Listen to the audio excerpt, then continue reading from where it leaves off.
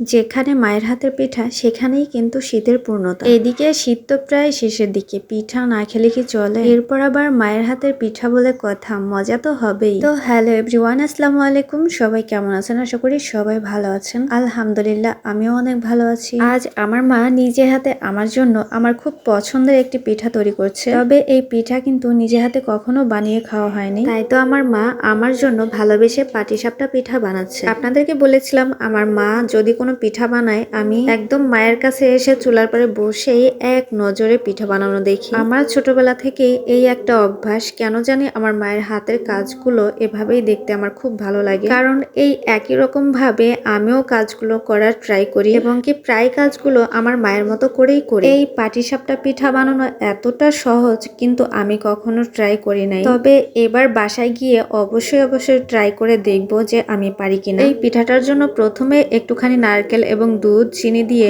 সুন্দর করে মিষ্টি করে একটা হালুয়া তৈরি করে নিতে হয়। এরপর চালের গুঁড়োটা একটু ঘন করে গুলিয়ে নিতে হবে। তবে কড়াইতে আটার ব্যাটারটা ছড়িয়ে দেওয়ার আগে একটা ব্রাশের সাহায্যে পুরো কড়াইতে তেলটা ছড়িয়ে দিতে হবে। এরপর আটার ব্যাটারটা একটুখানি নিয়ে কড়াইতে রুটির আকারে ছড়িয়ে দিতে হবে। একটু পরেই চামচে করে হালুয়াটা নিয়ে রুটির উপরে ছড়িয়ে দিতে হবে। এরপর সুন্দর করে রুটিটাকে পেঁচিয়ে নিতে হবে। ব্যাস তৈরি হয়ে গেল পাটিসাপটা পিঠা। আমাদের বাড়িতে ছোট বড় অনেকগুলো মেহমান আছে, এজন্য তাদের জন্য আমি পিঠাগুলো সাজিয়ে নিচ্ছিলাম। আমার বাবজানের সাথে খেলার সাথীরাও আছে, এই জন্য তাদেরকেও দেব। পিঠাগুলো একদমই নরম, আমি ধরার আগেই যেন ভেঙে যাচ্ছিল। এই জন্য আমি খুব সাবধানে একটি একটি করে পিঠাগুলো তুলছিলাম। আমি কিন্তু এরই মধ্যে 2-3টা পিঠা খেয়েও নিয়েছি, কারণ মায়ের হাতের পিঠা বলে কথা। প্রথম পিঠাগুলো হতে না হতেই মা আমাকে বলছে গরম গরম পিঠাগুলো খেয়ে নাও, দেখবে খেতে ভীষণ ভালো লাগবে। আমি সবার জন্য এই প্লেটটা ভর্তি করে পিঠাগুলো নিয়ে নিলাম। আমার তো বেশ ভালো লাগছে দেখতে, আপনাদেরকেও দেখানোর সুযোগ করে দিলাম। মায়ের হাতের পিঠা খেতে কে কে ভালোবাসেন আর এই পিঠাগুলো কি নামে আপনারা সবাই চেনেন অবশ্যই কমেন্টস বক্সে কমেন্ট করে যাবেন। আমি কিন্তু নিজে হাতে